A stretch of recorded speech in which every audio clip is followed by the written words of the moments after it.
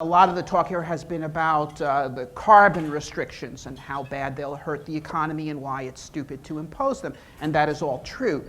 But what I'm going to show you is that this current fight that we're in is part of a much larger fight that has been going on for 200 years at least, and has dominated the history, in particular of the 20th century, that your opponents are not single-issue people, although some of them may think they are, but rather are part of an intellectual force which has been responsible for most of the human-caused disasters of the past 2 centuries, including World War I, Nazism, the Holocaust, World War II, and many other things more recent than that.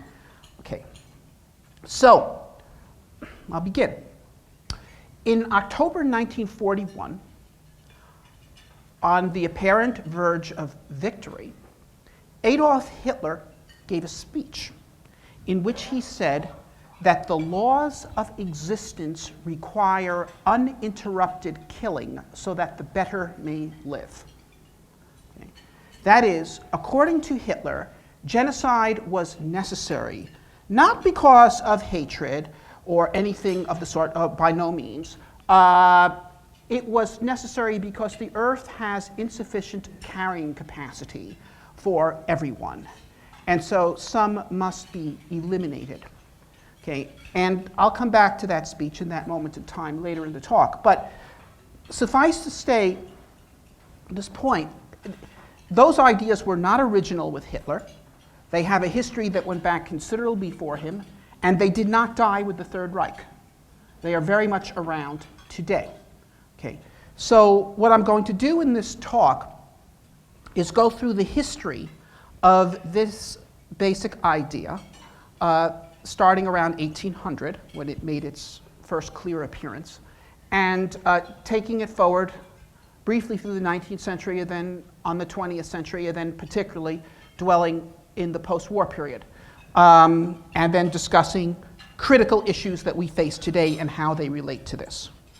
So what Hitler was expressing in that speech was a philosophical worldview which can best be termed anti-humanism. Okay? Now, anti-humanism is basically the belief that human beings are not creators, they are destroyers. They are vermin consuming the world. And therefore, their numbers, activities, and liberties must be severely constrained, point 1. And point 2 is someone or some force must be empowered to do the constraining. And it's that second point which explains the continued popularity, as it were, of anti-humanism, because intellectuals who espouse this ideology will never lack for sponsors, because this is an ideology justifying tyranny. Okay, that's what it is. Okay. Now, the first systematic exponent of this philosophy was Thomas Malthus. Now, Malthus was an intellectual in the employ of the British East India Company. And he wrote his book, which I think everyone has either read or certainly have heard of, okay, the Essay on Population. And this went through about 12 editions, actually, between the first edition and his death in the 1820s.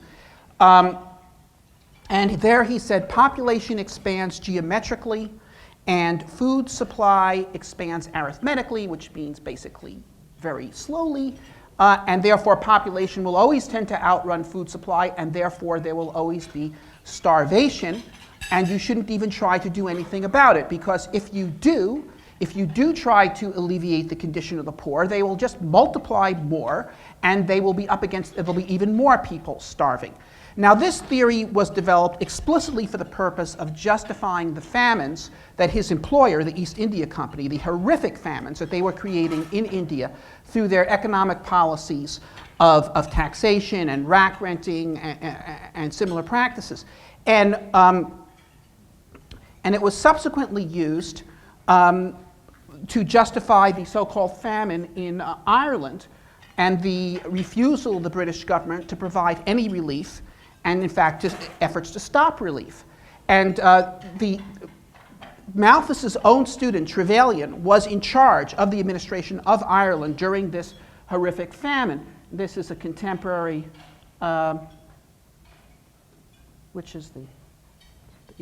this is a contemporary magazine drawing, but 2 million Irish died in this affair. Now, the thing you need to understand about this is there wasn't actually an Irish famine. There was a potato crop failure. These are two different things. Ireland continued to export grain and beef during this entire mass starvation episode. Okay. The reason why the Irish starved is because they had no money. Okay. Okay. We're not talking about the Bronze Age here. This is the 19th century. This is a world of steamships and railroads and telegraphs and mass circulation newspapers and global markets in which Ireland emphatically was part of. And if you had cash, you did not starve, period. Okay. Why did they have no money? Because of British policies, taxation, rack renting, and the suppression of the development of manufactures. Okay. Then we have the even worse famines in which tens of millions died in India in the 1870s. Okay. Once again, it was Bulwer Lytton in charge, another student of Malthus. And now we have photography at this point, and you can see this looks like Auschwitz here. Okay. And Florence Nightingale went to the British governor and she said, these people are starving, you have to lift these taxes. And he said, no, that wouldn't do any good. If we lifted the taxes, they would just multiply more and there'd be more of them starving. Okay? So this is some of the early history of this theory. Now, a couple of things that need to be noted, okay, is that in addition to being heartless, and by the way, in the Christmas Carol, Dickens satirizes Malthus. Scrooge talks about getting rid of the surplus population. Okay. In addition to being heartless, Malthusianism is scientifically incorrect. It is radically counterfactual. And you can see that here in these graphs. This graph here shows, this is from 1500 to the present. Okay. And here what you see in blue is population, okay, and in black is GDP per capita. Okay, so what you can see is that as the population has increased, GDP per capita has not gone down, it has gone up. Now look at this. Here we are. This point over here on the graph is 1968. Okay, in 1968, one of the world's most prominent current Malthusians, Paul Ehrlich, wrote a book. Okay, called The Population Bomb. And he said, here we are, it's 1968, there's 3.5 billion people in the world, a lot of them are hungry, there's going to be 7 billion by the year 2000. Okay, so people will be starving in the streets, and not just in India and China, they'll just let them go down the drain, they're hopeless, they are dead, okay? But even in the United States, they'll be starving the streets unless we have a government policy of population control. We got to set up a Bureau of Population so that people need to get permits to have children, and we can implement a one-child policy here, and that's the only way to save the nation. And, okay, and by the way, a bill was actually introduced into the House of Representatives by Congressman Ottinger of New York to establish such a Bureau of Population. Fortunately, it did not pass. Unfortunately, one-child policy did go forward in China, and I'll talk about that later. Okay, but let's look at what actually happened. Well, the world population has doubled since 1968. It reached 7 billion, not in 2000, but 2010, but that, okay, fine, he's reasonably accurate there. But did the standard of living go down? No, it went up. Okay, this is what Ehrlich's prediction said would have happened. That is, as the population went up, the standard of living should have fallen in half. Okay, instead it went up. So here's what happened, here's what he predicted.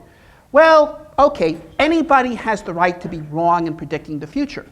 But Ehrlich was also wrong about predicting the past, because Ehrlich was born in 1931, okay? And when the world population was a little more than half of what it was in 1968. Now, if his theory had been correct, then the world of 1931 should have been a rich world, a prosperous world, okay, much more rich and wealthy than the world of 1968, and he would have been there to see it. He would not have had to shovel through musty archives of economic data. He was there to see the world of the 1930s and observe the fact that it was not a wealthy world, okay?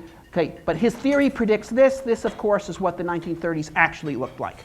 Okay, so that the willingness to ignore available data, and in this case, obvious, available, in-your-face data that he had experienced directly, is what defines Ehrlich, for example, as being a complete charlatan. So the theory is counterfactual.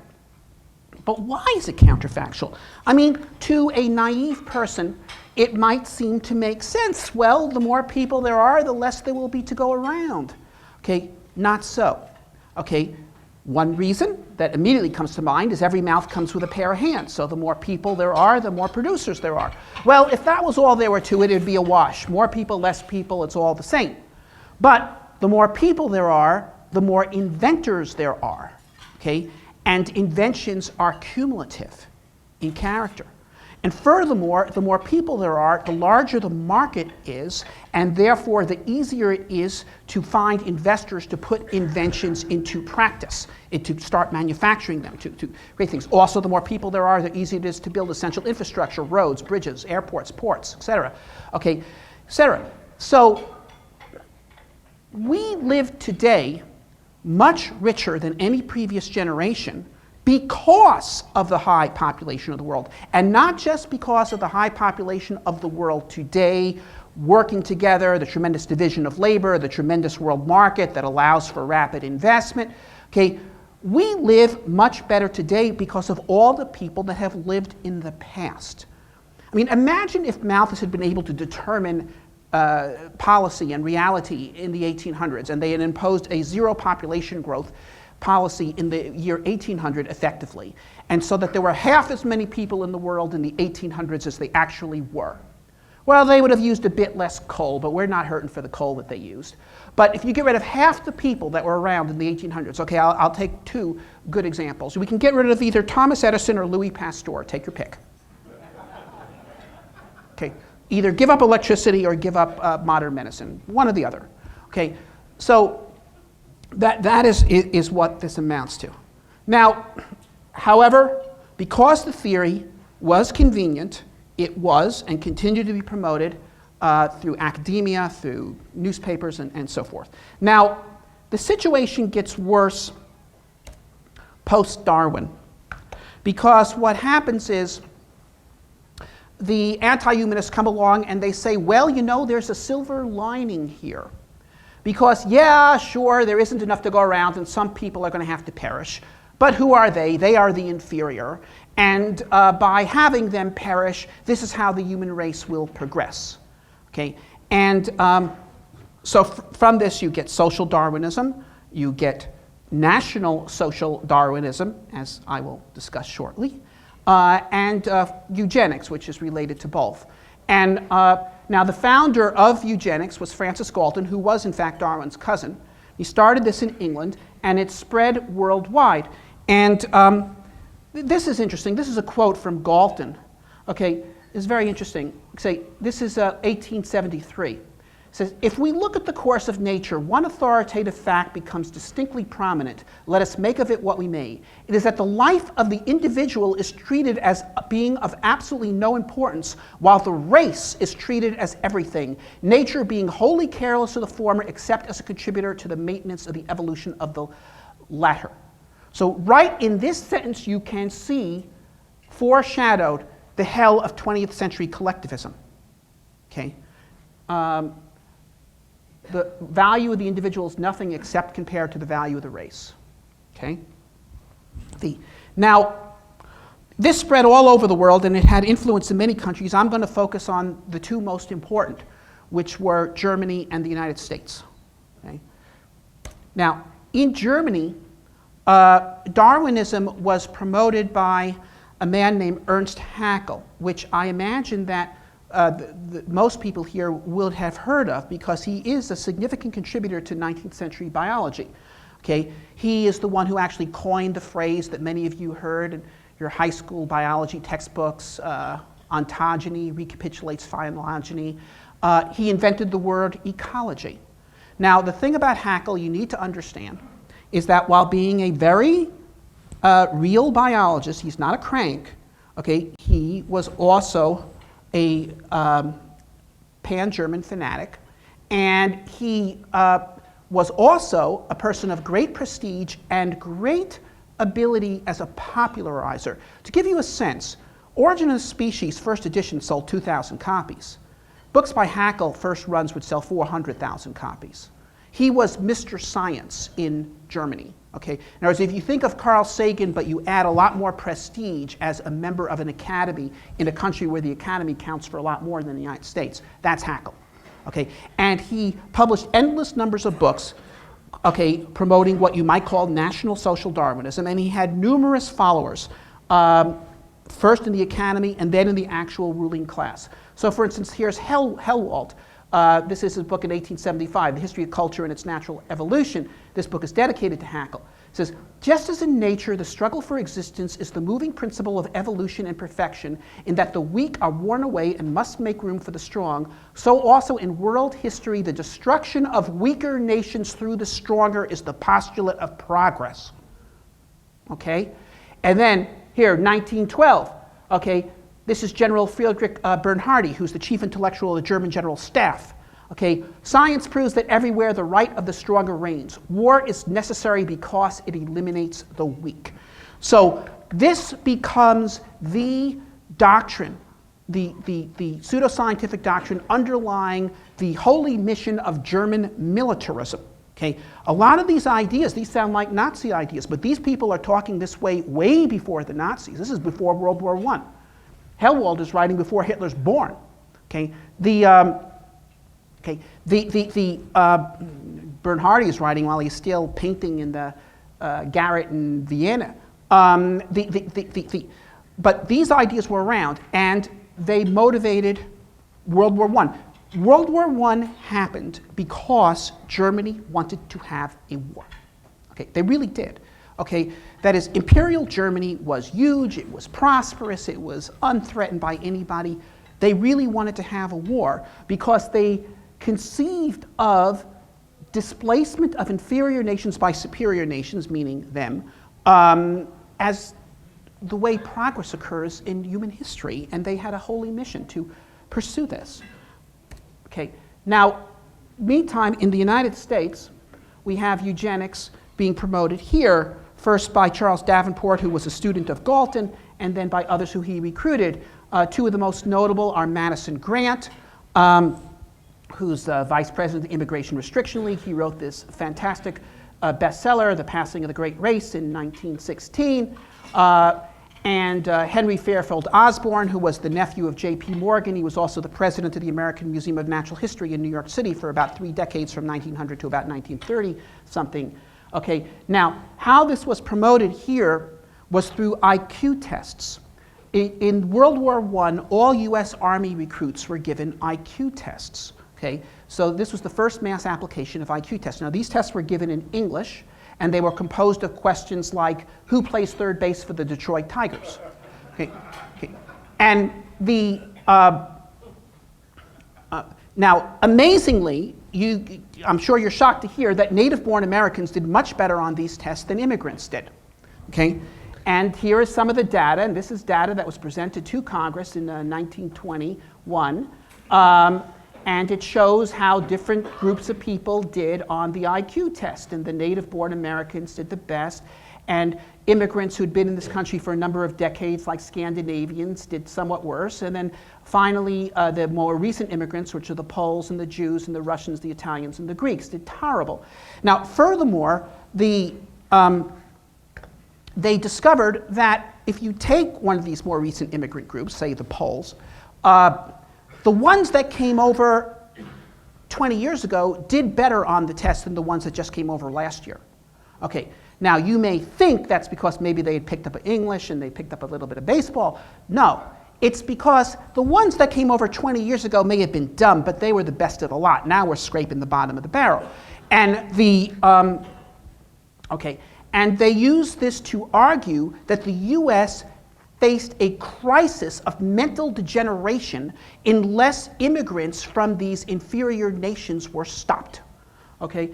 And I mean, here's Henry Fairfield Osborn. It says, I believe those tests were worth what the war cost even in human life, if they serve to show clearly to our people the lack of intelligence in our country and the degrees of intelligence in different races who are coming to us in a way that no one can say is the result of prejudice. Yeah, no one can say this is the result of prejudice.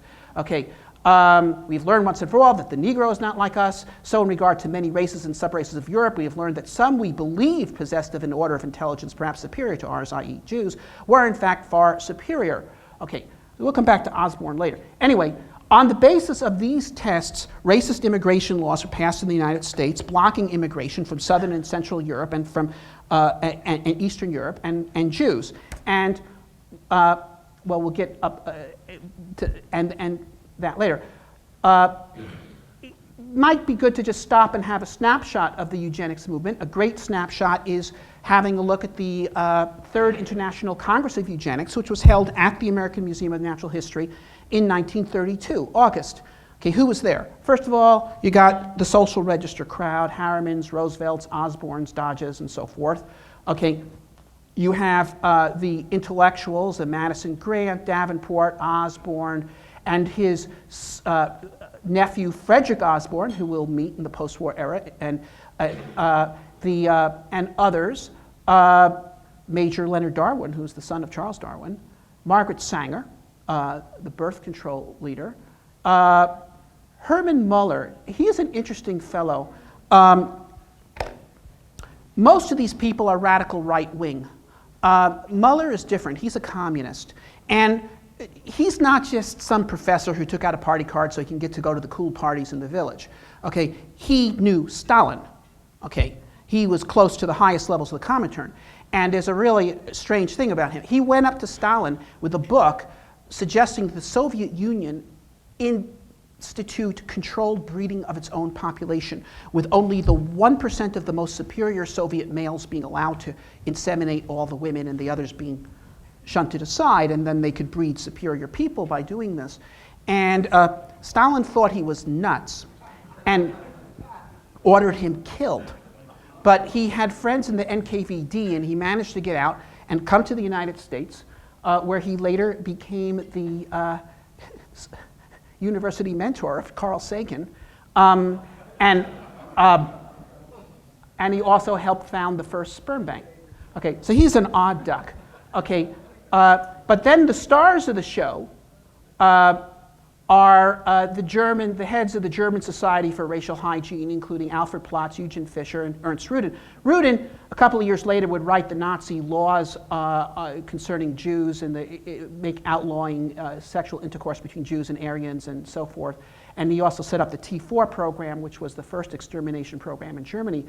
To give you a sense of what these guys were like, here's an obituary that Rudin wrote for Plotz in 1940.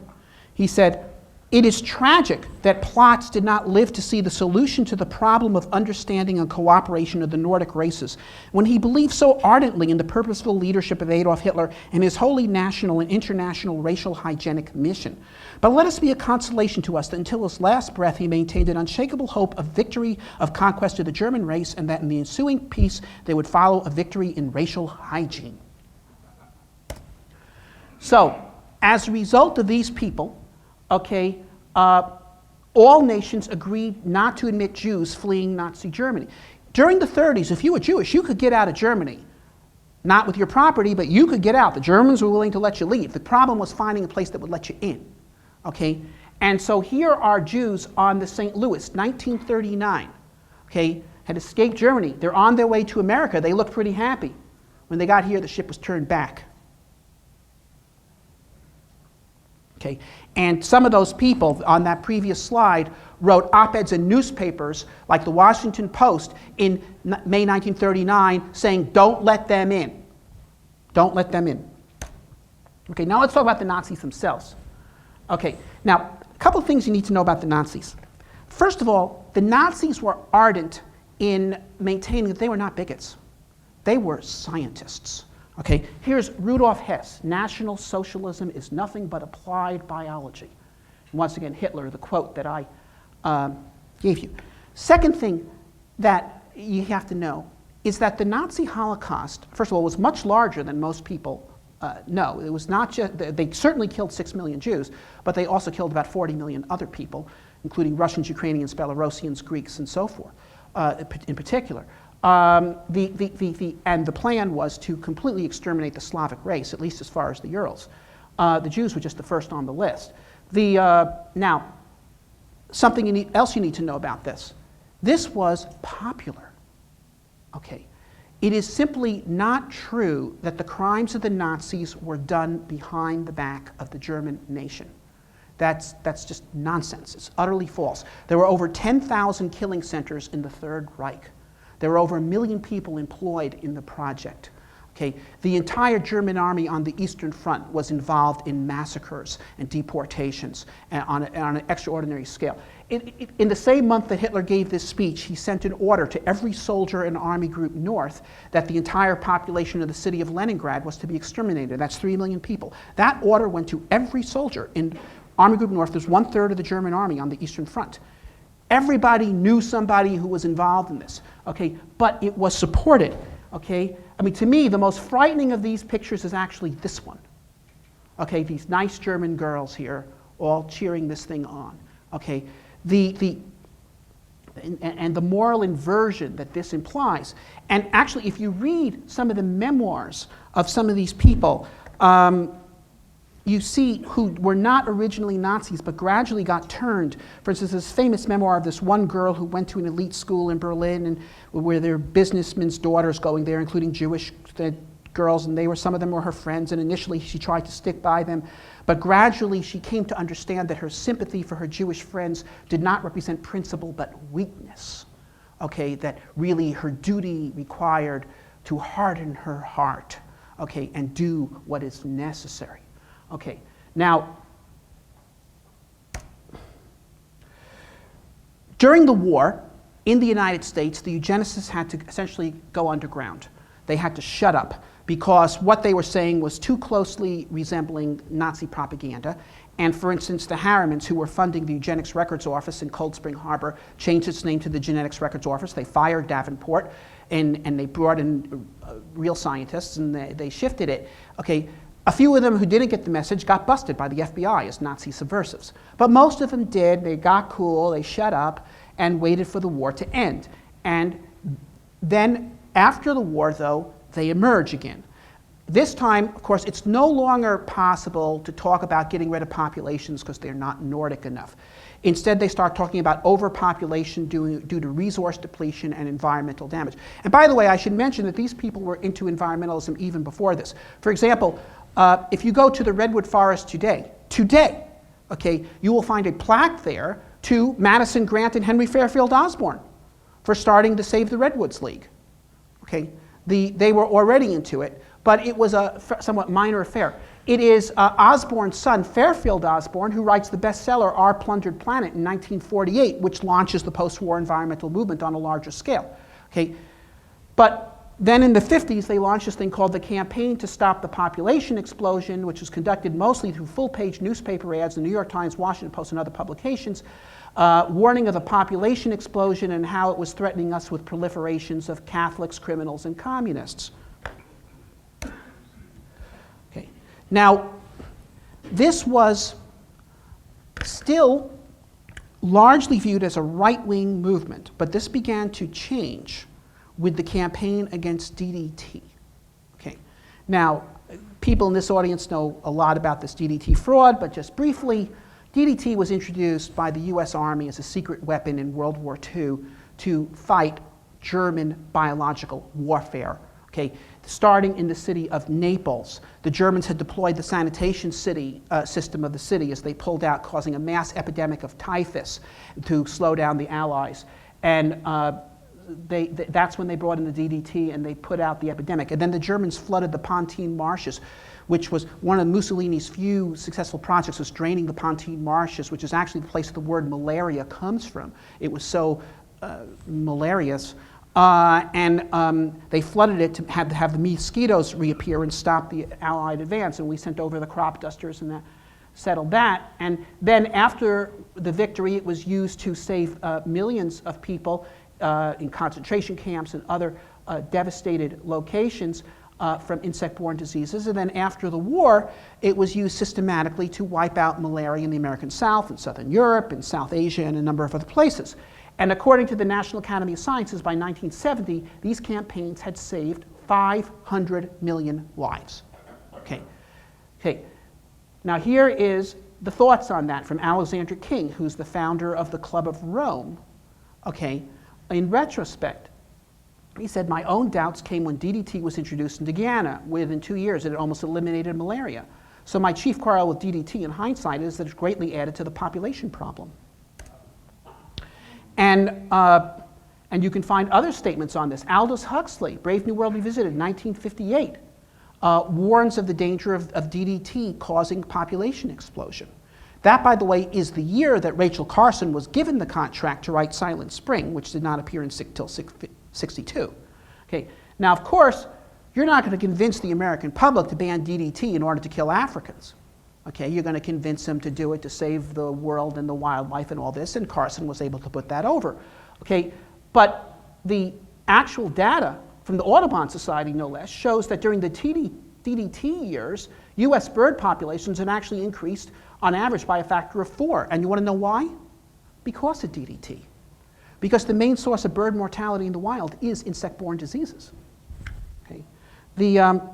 But I think people here know the story. It was banned, and millions of Africans and others die every year of malaria in consequence. Now, this also, by the way, served to create a popular base for the so-called environmental movement. Okay. Until then, as I said, it had been right-wing, aristocratic in character. Oh, what beautiful country this would be if not for all these ugly little shacks. Now it was, we have to save the world from the greedy corporations who are destroying the environment with their greed and heedlessness and so forth and so forth. Okay, and now you also get scriptures written for the new cult. Okay, and of course the leader in this is Paul Ehrlich. Here's a quote: cancer is an uncontrolled multiplication of cells. A population explodes as an uncontrolled multiplication of people. We must shift our efforts from the treatment to the cutting out of the cancer. The operation will demand many brutal and heartless decisions. The pain may be intense. And by the way, another thing that's very interesting about this is if you look at Nazi writing, there is constantly this biological metaphor. The Jews are a virus in the body of the Volk. Okay, a virus, a bacillus, a cancer, etc., must be cut out. It's exactly the same words. And of course, this is dehumanizing in of itself, because a virus, a bacillus, a cancer, these are not human beings. These are just stuff, and you can just cut them out at will. And this is how this is done. And then here is Ehrlich and Holdren writing together in '71. Holdren is Ehrlich's protege.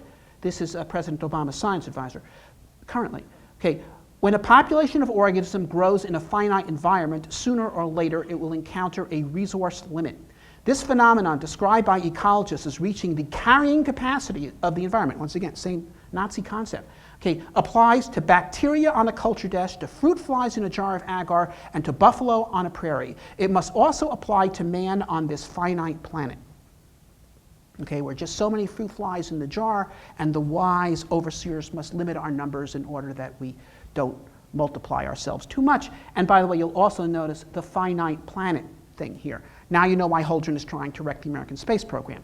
Not because we're about to get significant resources from space, that's way in the future, but because ideologically, okay, the idea of a finite planet, finite limits, that mental prison is necessary in order to support this worldview within which these things are necessary. Okay. Now, okay, of course, 1972, Club of Rome published Limits to Growth, in which predicted we'd run out of everything by 1990, or 2000, whatever, okay, unless drastic curbs on human activities were enacted. All of its predictions were proven false. I think people know about the bet that Simon made with Holdren and Ehrlich, in which they bet on 10 commodities and they all became more plentiful rather than rarer. The only significant important commodity that is more expensive now than it was in 1970 is oil, and that's because of the influence of a cartel called OPEC. Okay, but in general terms, as technology has advanced, resources have become more plentiful because resources do not exist as a thing in themselves. They are artifacts of technology. I live in Colorado. There's these Old West antique stores there. If you go into a real one and you look at the stuff that's there, actual pioneer artifacts, what you see is everything there is made of either wood, carbon steel, leather, glass, or maybe a little bit of brass. Okay, If you go to Target, the department store, you'll find those materials, but you'll also find aluminum. You will not find any aluminum in a Pioneer artifact, not one bit, okay? No Pioneer ever saw aluminum, despite the fact it's the second most common element in the crust of the Earth, okay? You won't see any fiberglass. You won't see any plastics, okay? And you certainly won't see silicon or uranium or even gasoline. These things were unknown. In other words, the things that actually make the material basis of our civilization today, most of them were unknown 150 years ago. They're artifacts of technology. Now, DDP people tend to be conservative.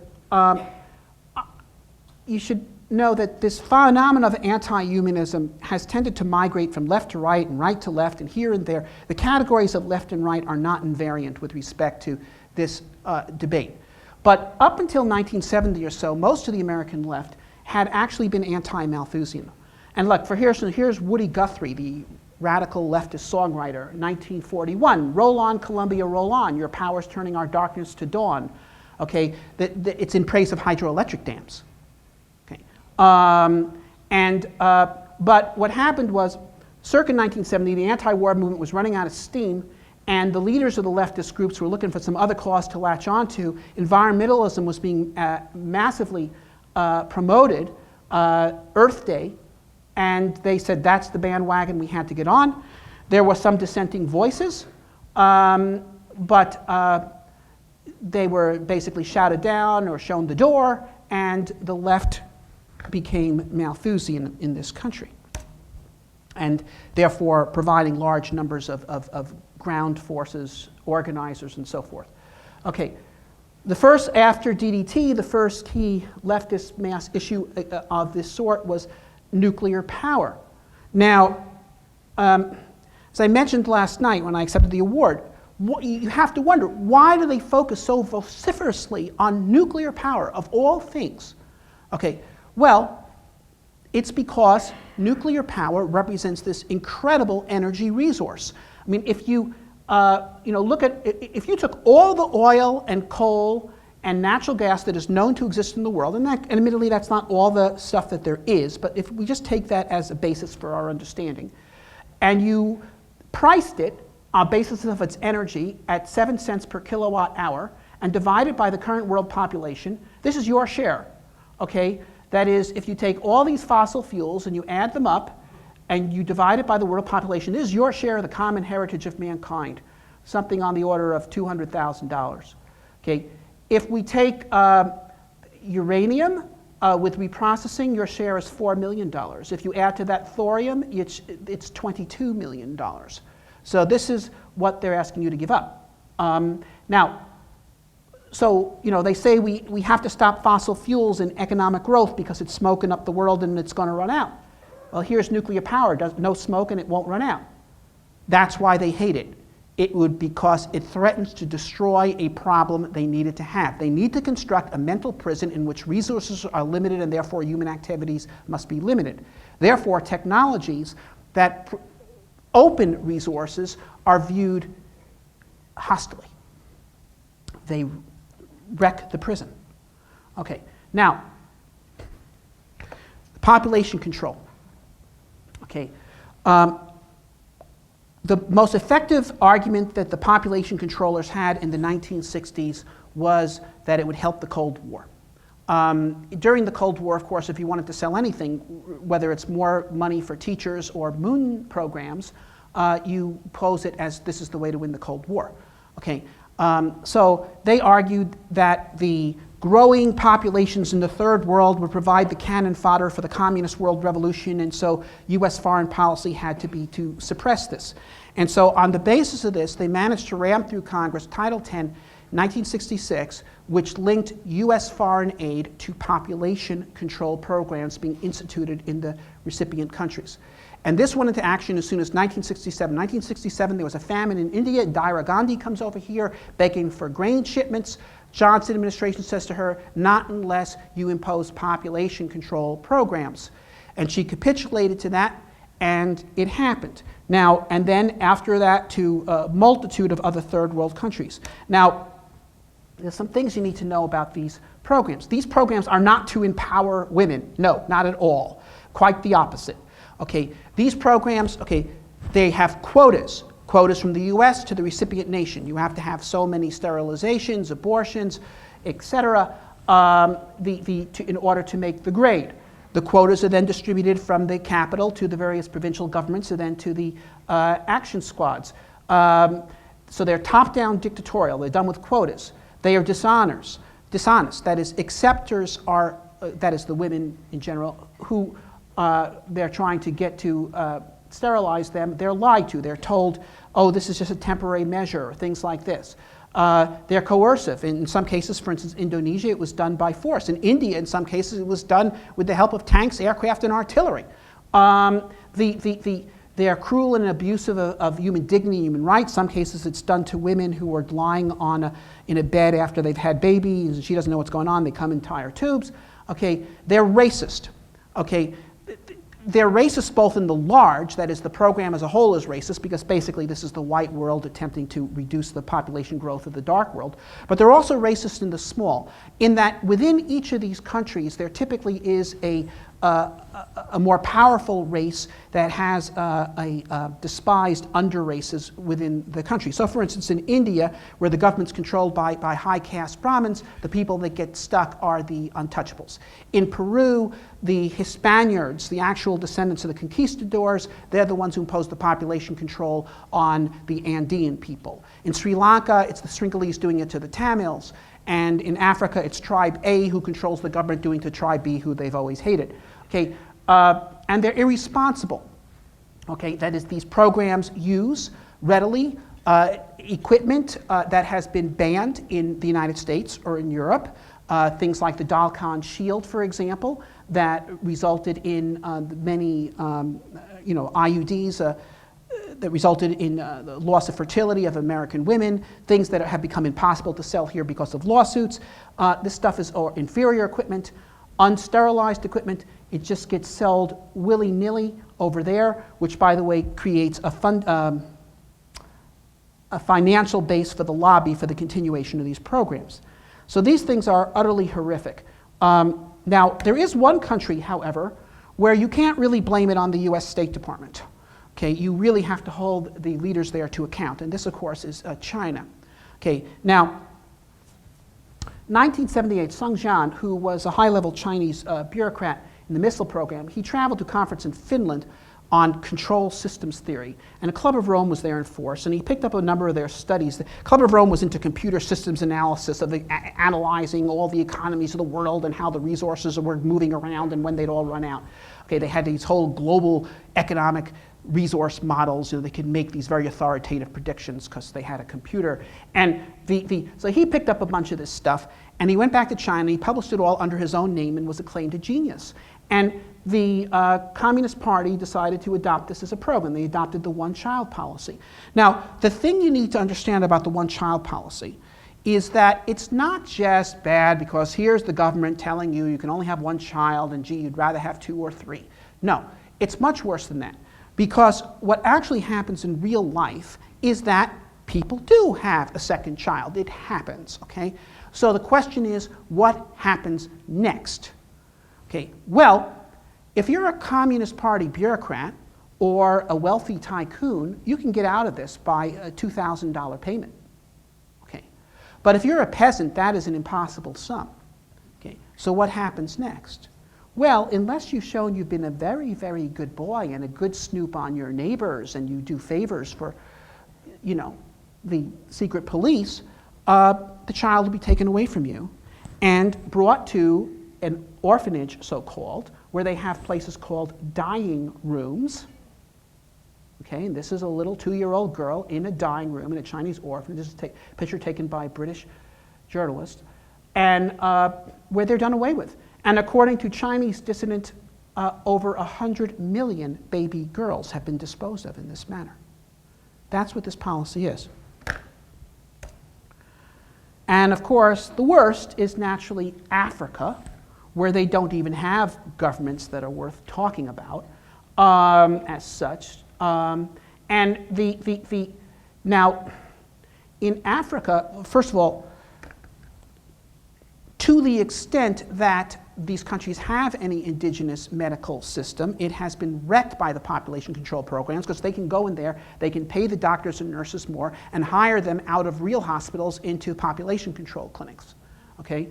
Secondly, for some reason, which I don't understand, that they have decided to implement the population control programs in Africa with a Norplant, which is a sterilant that is injected with hypodermic needles about every 4 months. That it is a long-term but not a forever sterilant.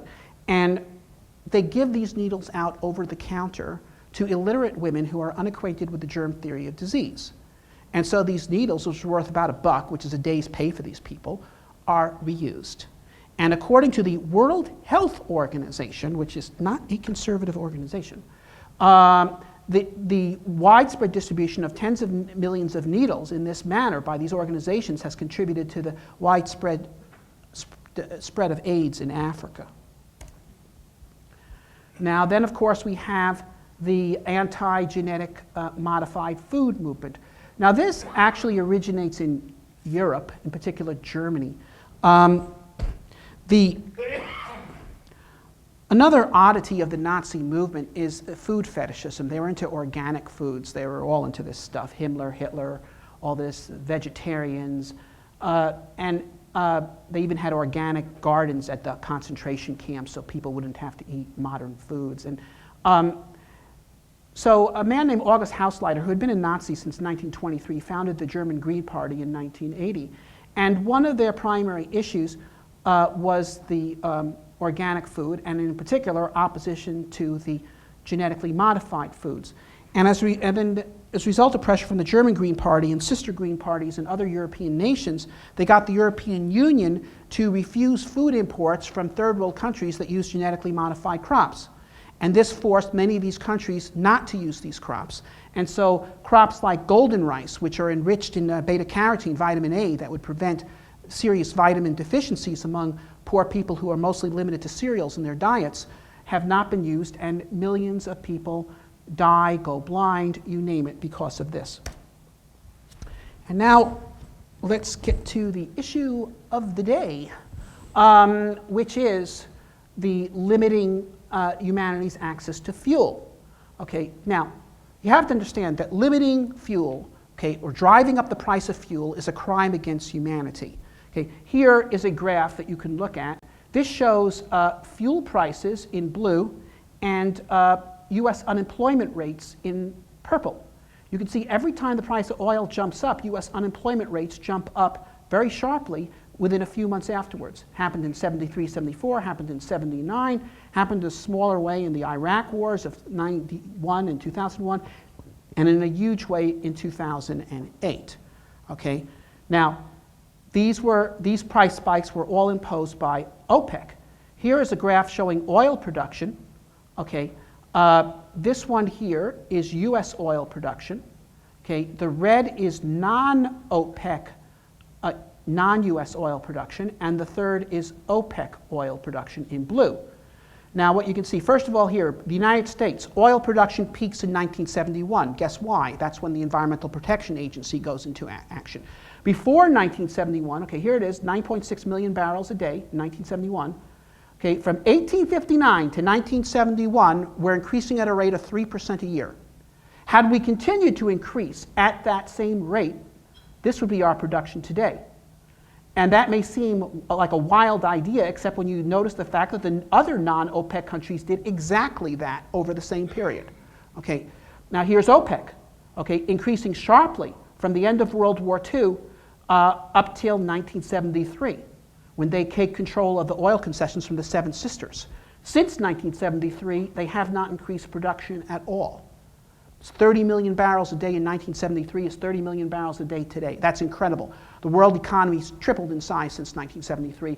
They're sitting on 80% of the world's oil. They haven't increased production at all. Okay? So by suppressing U.S. oil production, it has allowed OPEC to limit its oil production and not, see, if we had done this, they'd be wiped out. Okay?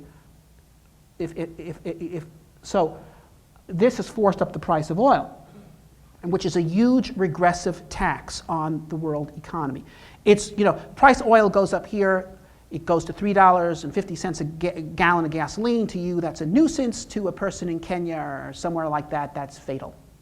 There are Egyptian peasants this year who won't be able to grow their crops because they can't afford fuel for the pumps, irrigation pumps. Okay. So we also have the global warming movement, okay, which has gotten a lot of discussion here. And the thing that is remarkable about this movement is, I'm not even going to argue about the issue of whether the temperature is really going up or down. Okay, the thing is, if the temperature was going up, that would be good, because warming lengthens the growing season, increases net rainfall, and CO2 enrichment of the atmosphere accelerates plant growth. And there's no doubt about that. We have photographs taken from orbit since 1958, and they show a 15% acceleration in the rate of plant growth on Earth. And I'm not talking about agriculture. That's done much better. It's got technology. I'm talking about jungles, forests, grasslands. Plant growth has accelerated, and we know this is causal because you can reproduce the experiment in the lab. So we're making the world a more fertile planet, and yet we're being condemned for doing so. Okay? The Chinese have a proverb, which is that where there is a will to condemn, evidence is never lacking. Okay? And what you have here is someone, we're making the world more fertile, and they're saying, you must be stopped, lock them up. That's like a prosecutor who wants to stick it to somebody who has broken into a building to rescue a baby from a fire and saying, you're guilty of criminal trespass. Okay? Is seeking to put a criminal aspect on a virtuous act. Okay? And that's what we have here. Now, this to me really settles the case. This is a graph. Okay? This is of global GDP per capita against global carbon use, not per capita, in absolute amounts, over the past 200 years, since 1800 to 2010. And this is, in secular terms, the greatest story ever told. Okay, this is humanity's escape from poverty. This is, over here, okay, in 1800, average GDP per capita in today's money is $180, 50 cents a day. Okay, this is the world depicted by Charles Dickens and Victor Hugo in their novels of people starving to death in the cities of London and Paris, the capitals of the world's leading nations. Okay, and then here we are today. It's $9,000 a year. Okay, and it's completely linear. I mean, if we go to like 1910 or so, it's $900 a year. And it was 900 million tons a year of carbon. Today, it's $9,000 a year. It's 9,000 million tons of carbon. It's direct. Okay, now, just think about this for a minute. Okay, you know, you got people saying, oh, Kyoto, let's go back to 1990, when the average GDP per capita in the world was $5,000. Okay, that's insanity. Okay, I mean, look, I was born in 1952. Okay, my memories go back to about 1957. I can remember Sputnik, beep, beep. Okay, a lot of people here my age. Okay, well, let's go back to 1957. Okay, and the Lone Ranger is still on television, and Silvercup made bread. Well, the average GDP per capita is $2,200. So the world's GDP per capita has quadrupled within the living lifetime, living memory of myself or anybody here who's of my same age. That's great, isn't it? Well, maybe it was done at the expense of a climatic catastrophe.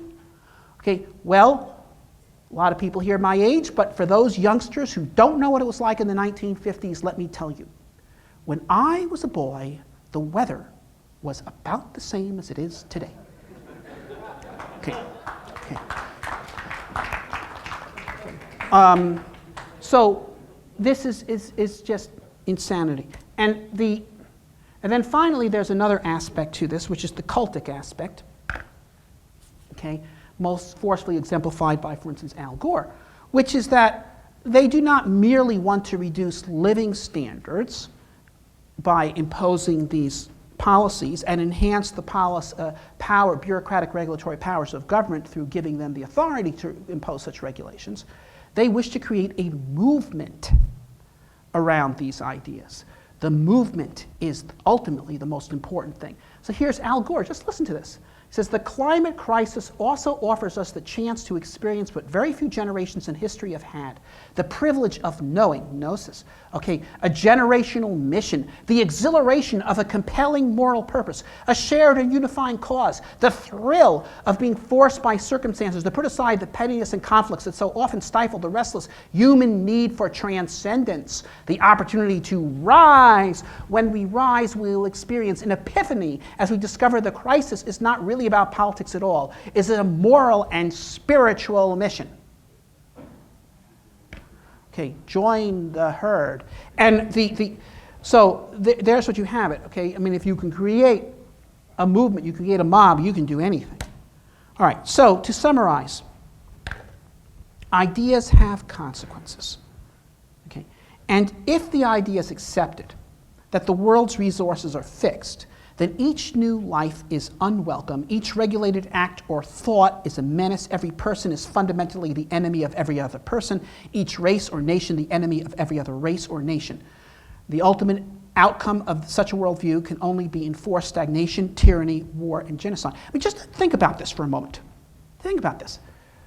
If you accept this anti-human idea that resources are finite, humans are using them up, how must, if you were, say, in the Chinese leadership, and you believe this, view the United States? It's consuming the world's resources that you need. It should be, it doesn't matter, wiped out. Similarly, if you are in the American national security apparatus and you believe this crap, then you believe the development of China must be stopped, because if the sons and daughters of Chinese peasants go to college, they'll buy cars and they'll be using oil that we need. But if you view it the other way, okay, because look, after all, this is fictitious. The existence of the United States has been enormously to the benefit of China. After all, why is China developing at all? It's developing with Western technology developed in the United States and Europe. That is what is allowing it to lift itself out of poverty. And as Americans, we can be very proud of the fact that we're 4% of the world's population and responsible for 50% of the world's inventions over the past century. That's true. Okay, but actually, we'd be much better off if the rest of the world were doing their share. And if China were to develop, become free and prosperous, okay, then the sons and daughters of Chinese peasants would become scientists and engineers and start contributing massive amounts of inventions to advance the human condition that we would share the benefits of. Okay, so it's only in a world of unlimited resources can all men be brothers. Okay, and that is why we have to reject anti-humanism and embrace instead an ethic based on the faith in human capacity for creativity and invention. For in doing so, we make a statement that we are living not at the end of history, but at the beginning of history. That we believe in freedom and not regimentation, in progress and not stasis, in love rather than hate, in life rather than death, and in hope rather than despair. Thank you.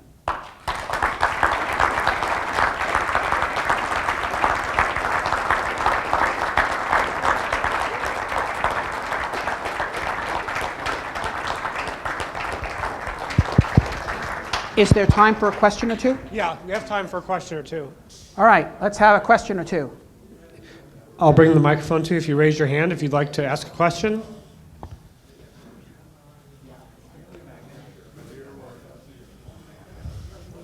Okay, go here. Well, I thought it was great. I just want to say, you talk about right wing and left wing, and that's very confusing terms. And personally, I think it's statist and on a scale from statism to anarchism, because when you were talking about a right winger, you were really talking about aristocrats that were statists, and they remain statists, people that believe in using power against their fellow man in order to carry out the programs you're talking about. And variably, that's been called left wing, right wing, and everything, but the common thing is they're statists. I would basically agree with that, but nevertheless, they do variously wear left wing or right wing costumes. Okay. Thank you so much. I especially liked some of your very straightforward and very true comments. In the natural foods whole ideology, you said all agriculture is unnatural, and which is exactly the case. So I use that with some of my foodism friends. So thank you very much. All right, thank you.